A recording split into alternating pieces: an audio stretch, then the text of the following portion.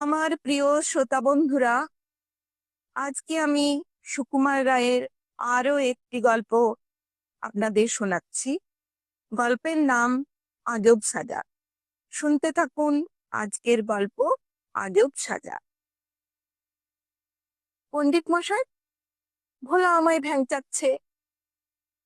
না পণ্ডিত মশাই, আমি কান চুল করছিলাম, তাই মুখ বাঁকা মতো দেখাচ্ছিল। পণ্ডিত মশাই চোখ না খুলিয়াই অত্যন্ত নিশ্চিন্ত ভাবে বলিলেন, আহ, কেবল বাঁদরামি। দাঁড়িয়ে থাক। 8 মিনিট পর্যন্ত সব চুপচাপ।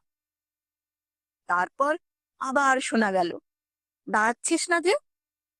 আমি দাঁড়াবো কেন? তোকেই তো দাঁড়াতে বললে। যা, আমায় বলেছে না আর কিছু। গনসাকে জিজ্ঞেস কর। কিরে গনসা, ওকে দাঁড়াতে বলেছে না? গণেশের বুদ্ধি কিছু মোটা।